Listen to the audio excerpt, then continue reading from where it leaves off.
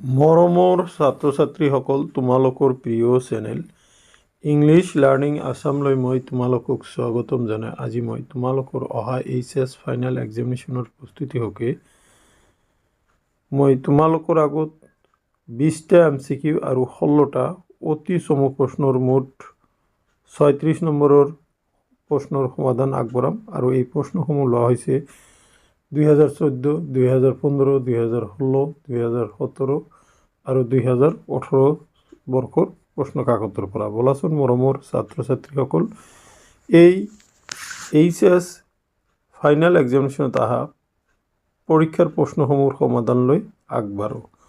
পোনপ্ৰথমতে মই 2014 বৰ্ষৰ প্ৰশ্নটো লৈছোঁ। ইয়াতে প্ৰথমতে MCQখিনি লৈছোঁ। দেখা, তলত উল্লেখ কৰা কোনটো অঞ্চল পাতল জনসংখ্যা অঞ্চল নহয়? ক. এটাকামা, খ. দক্ষিণ পূব এছিয়া, গ. বিষুৱীয় অঞ্চল, ঘ. মেৰু অঞ্চল। গতিকে এইটো দক্ষিণ পূব এছিয়াটো পাতল জনসংখ্যা অঞ্চল নহয়, এইটো জনসংখ্যা বেছি। তলত দিয়া কোনটো ৰোপণ শস্য নহয়? কফি, গম, কুঁহিয়াৰ, ৰবৰ। ইয়াতে দিছে গমটো হ'ব, এইটো ৰোপণ শস্য নহয়। 11 নম্বৰলৈ আহা। 11 নম্বৰত কৈছে তলত দিয়া কোনখন নগৰ নদীৰ পাৰত অৱস্থিত নহয়? আগ্ৰা, পাটনা, ভোপাল, কলকাতা। এইটো হ'ব ভোপাল, ঘ। 12 তলত দিয়া কোনটো কাৰণত অম্লবৃষ্টি হয়? বায়ু প্ৰদূষণ, জল প্ৰদূষণ, ভূমি প্ৰদূষণ, শব্দ প্ৰদূষণ। গতিকে শুদ্ধ উত্তৰ হ'ব ক. বায়ু প্ৰদূষণ। এতিয়া অতি চমু প্ৰশ্নসমূহ দেখা। নদী অৱবাহিকা বুলি লিখি বুজা। নদীৰ পাৰৰ পলসুৱা সমতল ভূমিক নদী অৱবাহিকা বুলি কোৱা হয়। শ্বেত বিপ্লৱ বুলি লিখি বুজা। বিজ্ঞানসন্মত উন্নত পদ্ধতিৰে গৰু ছাগলী পোহপাল কৰি গাখীৰ উৎপাদন কৰি স্বাৱলম্বী হোৱাৰ লক্ষ্যৰে যি বিপ্লৱ সৃষ্টি হৈছিল তাকে শ্বেত বিপ্লৱ বলে। বাৰ্গিছ কুৰিয়েনে পৰিচালনা কৰা এই বিপ্লৱ মূলতে গাখীৰ উৎপাদনক কেন্দ্ৰ কৰি সৃষ্টি হৈছিল। ৰক্ত সাজৰ কৰ্মী বুলি লিখি বুজা। ঘৰৰ পৰা বাহিৰলৈ গৈ কৰা কামৰ প্ৰকৃতিৰ বাবে প্ৰাথমিক কামসমূহত প্ৰবৃত্ত হৈ থকা লোকসকলক ৰঙা গলা বান্ধধাৰী বা ৰক্ত সাজৰ কৰ্মী বুলি কোৱা হয়। বিনিময় প্ৰথা কি? দেখা, দ্ৰব্যৰ সলনি দ্ৰব্যৰ সাল সলনি কৰা প্ৰথাটোকে বিনিময় প্ৰথা বোলে। এজনৰ অতিৰিক্ত বা ৰাহি দ্ৰব্যখনিৰে আনজনৰ প্ৰয়োজন পূৰোৱাৰ উদ্দেশ্যে দুজন ব্যক্তিয়ে দ্ৰব্যৰ সাল সলনি কৰা প্ৰথাটোকে বিনিময় প্ৰথা বোলে। দেখা, তাৰপিছত মই তোমালোকৰ আগত 2015 বৰ্ষৰ প্ৰশ্নলৈ উপস্থিত হৈছোঁ। 2015 বৰ্ষত দেখা প্ৰথম MCQটো হ'ল তলত উল্লেখ কৰা কোনটো শ্ৰেণীৰ বয়সৰ কৰ্মৰত মানুহৰ বয়সৰ ভিতৰত পৰে? 15 পৰা 50, এইটোৱে। তাৰপিছত 15 পৰা 55, তাৰপিছত 15 পৰা 59 আৰু ঘ নম্বৰ 15 পৰা 60। গতিকে শুদ্ধ উত্তৰ হ'ব গ নম্বৰ 15 পৰা 59। তলত উল্লেখ কৰা কোনখন দেশে সমবায় কৃষি পাম সফলৰূপে ৰূপায়িত কৰিছে? ক. ভাৰতবৰ্ষ, নেদাৰলেণ্ড, ডেনমাৰ্ক, ৰাছিয়া। গতিকে শুদ্ধ উত্তৰ হ'ব ডেনমাৰ্ক। তাৰপিছত দেখা, তলত উল্লেখ কৰা কোনখন দেশৰ ৰেল পৰিবহণ জালৰ ঘনত্ব আটাইতকৈ বেছি? ক. United state of America, Canada, Brazil, Russia. উত্তৰ হ'ব United state of America, USA। 20 নম্বৰৰ প্ৰশ্নলৈ আহা। তলত উল্লেখ কৰা কোনখন ঠাইত প্ৰথমতে গঢ়ি উঠা নগৰীয়া বসতি পোৱা গৈছিল? নীল নদীৰ উপত্যকা, হুৱাংহো, ইউফ্ৰেটিছ আৰু টাইগ্ৰিছৰ উপত্যকা আৰু সিন্ধু উপত্যকা। শুদ্ধ উত্তৰ হ'ব সিন্ধু উপত্যকা। এতিয়া অতি চমু প্ৰশ্নৰ উত্তৰলৈ আহা।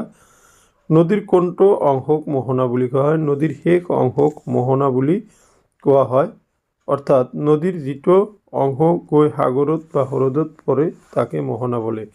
ঋণাত্মক জনসংখ্যা বৃদ্ধি কাক বোলে? সময়ৰ দুটা পৰ্যবেক্ষণৰ মাজত যদিহে জনসংখ্যাৰ বৃদ্ধি নঘটে তাকে ঋণাত্মক বৃদ্ধি বলা হয়। যেতিয়া জন্মৰ হাৰ মৃত্যুৰ হাৰতকৈ কমি যায় অথবা আন দেশলৈ মানুহৰ প্ৰব্ৰজন ঘটে তেতিয়া এই ঘটনা সংঘটিত হয়। চিকিৎসা পৰ্যটন বুলিলে কি বুজা দেখা। চিকিৎসা পৰ্যটনৰ মানসিক ভাৰাক্ৰান্ত ৰোগীসকলক স্বাস্থ্যসন্মত কাৰণত মানসিক উৎকৰ্ষ সাধন কৰিবলৈ চিকিৎসকৰ পৰামৰ্শৰ মতে সাগৰৰ পাৰৰ উপকূলীয় অঞ্চল বা পাৰ্বত্য অঞ্চলৰ ভূদৃশ্যাৱলী চাবৰ বাবে পৰামৰ্শ দিয়াৰ অন্তৰালত যি পৰ্যটন গঢ়ি উঠিছে তাকে চিকিৎসা পৰ্যটন বোলে। তাৰপিছত মুক্ত বাণিজ্য বুলিলে কি বুজা। এখন দেশৰ বজাৰত পৃথিৱীৰ যিকোনো ৰাষ্ট্ৰৰ পণ্য সামগ্ৰী অবাধে বেচা কিনা কৰা ব্যৱস্থাটোক মুক্ত বাণিজ্য বোলে। এতিয়া মই তোমালোকৰ আগত 2016 বৰ্ষৰ প্ৰশ্নসমূহ আলোচনা কৰিম। ইয়াতে কোৱা হৈছে যে তলত দিয়া কোনখন মহাদেশৰ জনসংখ্যা বৃদ্ধিৰ হাৰ সৰ্বাধিক। এইটো হ'ব গ হ'ব সৰ্বাধিক, আফ্ৰিকা হ'ব। নেক্সট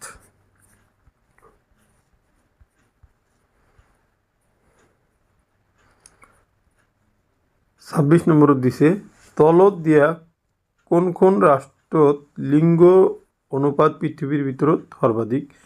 ক ফ্ৰান্স, খ জাপান, গ লাটভিয়া, ঘ ভাৰত। এইটো হ'ব লাটভিয়া। তলত দিয়া কোনখন ৰাজ্যত প্ৰধান তৈলক্ষেত্ৰসমূহ অৱস্থিত। ৰাজস্থান, বিহাৰ, তামিলনাডু, অসম। গতিকে উত্তৰ হ'ব অসম। তলত দিয়া নদীসমূহৰ পৰা অতি পৰিদৰ্শিত নদীটো বাছি উলিওৱা। এইটো গংগা হ'ব। গংগা যিহেতু অপশ্যনত নাই তেতিয়াহ'লে তোমালোকে যমুনা দিব লাগিব। দেখা বয়স লিংগ পিৰামিড কি। বয়সৰ পৰিসৰৰ অনুক্ৰমে পুৰুষ আৰু নাৰীৰ সাংখ্যিক গাঁথনিক উপস্থাপন কৰা ৰঞ্জক চিত্ৰক ইয়াতে কি বোলে জনসংখ্যাৰ বয়স লিংগ পিৰামিড বোলে। বাণিজ্য কোন বৰ্গৰ কাৰ্যকলাপৰ অন্তৰ্ভুক্ত। এটা তৃতীয় বৰ্গৰ। মৌলিক কি। শিল গঠনকাৰী পদাৰ্থবোৰক মৌলিক বোলে যেনে হেমেটাইট, মেগনেটাইট, চিলিমিনাইট আদি। যোগাযোগ বুলিলে কি বুজা। তথ্য, সংবাদ, অনুভূতি আৰু আন যিকোনো ধৰণৰ ভাৱ বিনিময়ক যোগাযোগ বুলি কোৱা হয়। এতিয়া মই 17 বৰ্ষৰ প্ৰশ্ন আলোচনা কৰিম। দেখা 17 বৰ্ষৰ প্ৰশ্নত আহিছিল যে এখন দেশৰ সাক্ষৰতাৰ হাৰ জুখিবলৈ তলত দিয়া কোনটো বয়সীমাক বিবেচনা কৰা হয়।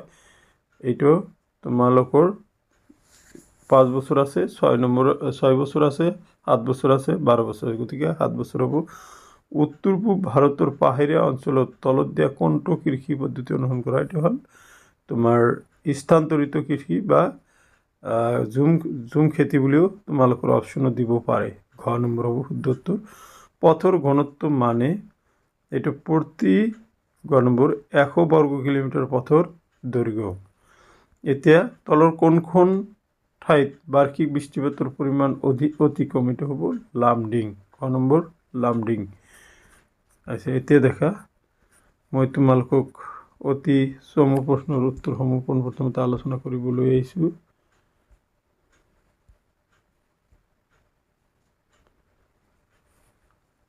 দেখা মানৱ বিকাশৰ ধাৰণাটো কোনে উদ্ভাৱন কৰিছিল। উত্তৰ ডক্টৰ মেহবুবুল হকে। ঋতু প্ৰবাহ বুলি লিখি বুজা।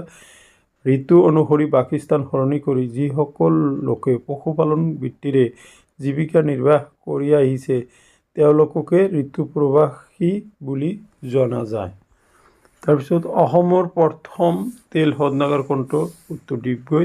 বহনক্ষম উন্নয়নৰ সংজ্ঞা দিয়া। আমাৰ ভৱিষ্যত প্ৰজন্মৰ প্ৰয়োজন পূৰণ কোনো প্ৰকাৰে বাধাপ্ৰাপ্ত নোহোৱা পৰিসৰত বৰ্তমানৰ অভাৱ পূৰণ সীমাবদ্ধ ৰখা পৰ্যায়ৰ উন্নয়নেই হৈছে বহনক্ষম উন্নয়ন।